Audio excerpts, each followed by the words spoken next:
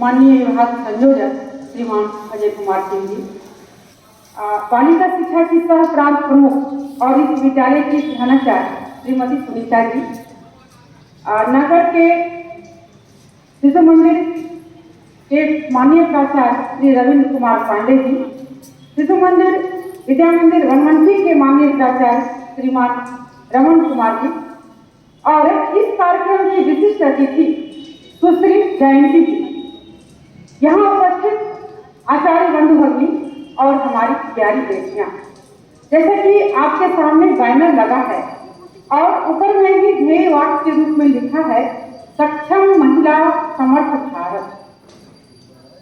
इस छोटे से शब्द में बहुत ही पूर्ण तत्व निहित हैं। हमारे शिक्षाविदों ने, हमारे मनीषियों ने, बहुत सारे विद्वानों ने ऐसा चिंतन किया है कि जब देश की महिला सक्षम होगी तभी हमारा राष्ट्र समर्थ बन सकता है।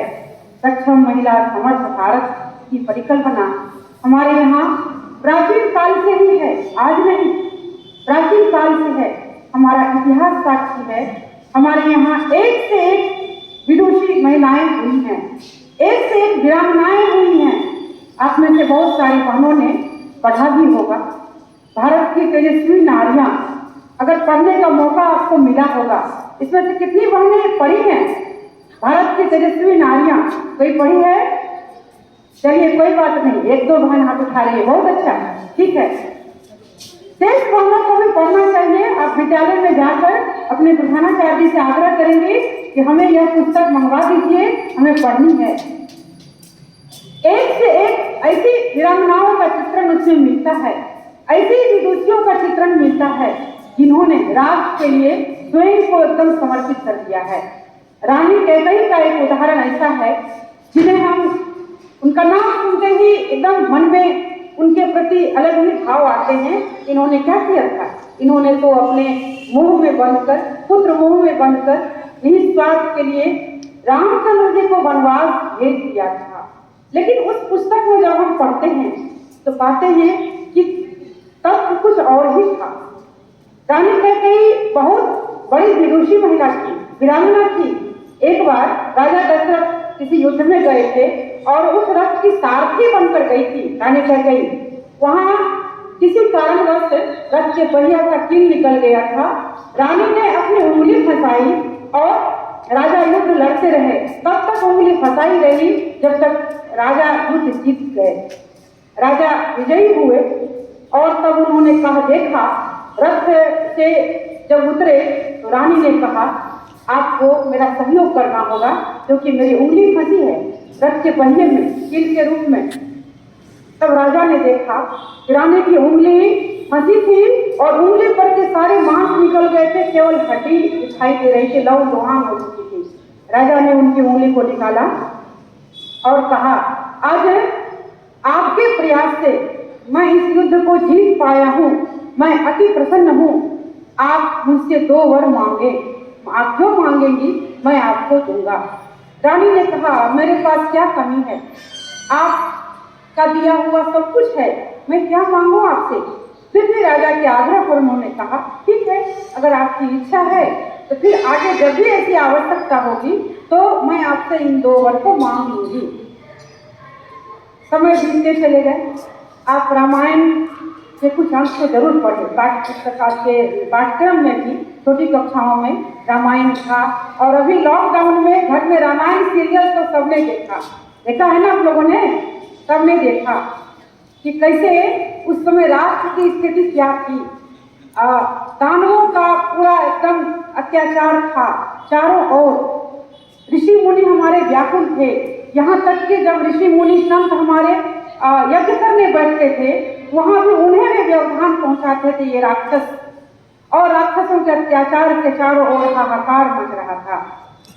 उन राक्षसों का अंत कैसे हो, इस पर संतों ने विचार किया और राम लक्ष्मण को मांग कर ले गए थे। यह आपने धारावाहिक में भी देखा और रामायण के कुछ अंश अगर आपने पढ़ा होगा तो आपको पता होगा। और ले जाकर उनकी शिक्षा दीक्षा जब पूर्ण हुई तब राज्याभिषेक का समय आया।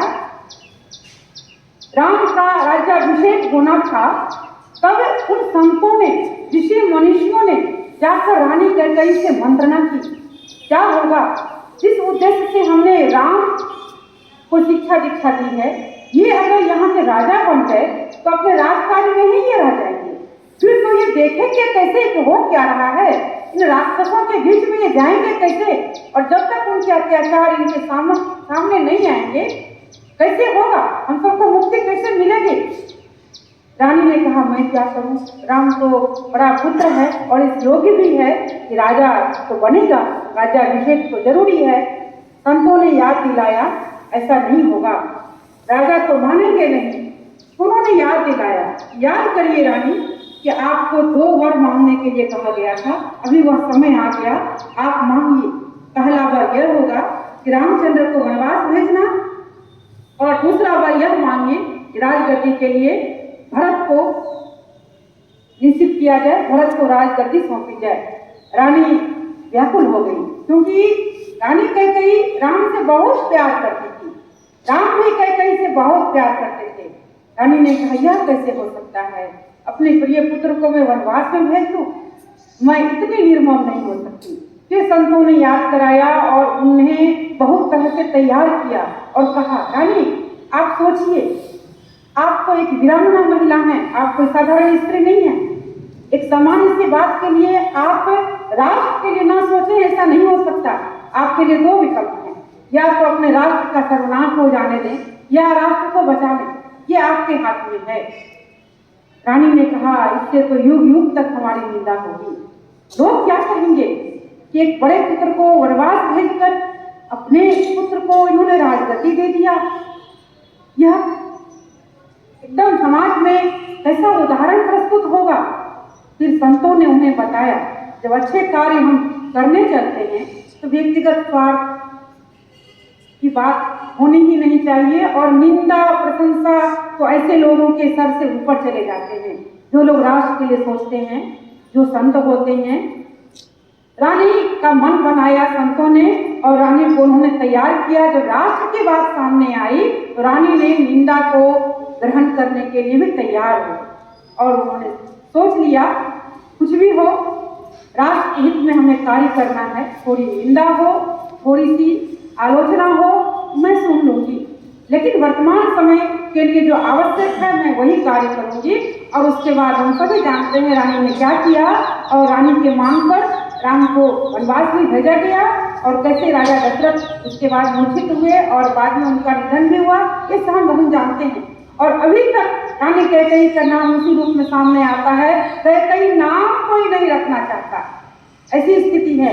लेकिन रानी ने अपने नाम के साथ उसकी आलोचना को ग्रहण कर लिया, लेकिन राष्ट्र हित में अपना योगदान दिया। और अगर राम वनवास नहीं जाते तो राक्षस का वह रूप वो देखते कैसे, राक्षसों के अत्याचार उनके सामने नहीं आते। और आगे हम सब जानते हैं वनवास के क्रम में, सीता की खोज के क्रम में उन्होंने कितने सारे दुष्टों का संहार किया और राष्ट्र को अत्याचार मुक्त बनाया। तो क्या एक नारी का त्याग था, कितना बड़ा त्याग था, तो उन्होंने अपने नाम ही खराब कर दिए, उन्होंने अपनी पहचान ही खराब कर दी। ऐसी ऐसी बहुत नारियों का चित्रण हमारे इतिहास में है। पन्नाधाय का चित्रण आता है, पन्नाधाय का नाम आप लोगों ने सुना होगा, जिन्होंने राष्ट्र के वारिस को बचाने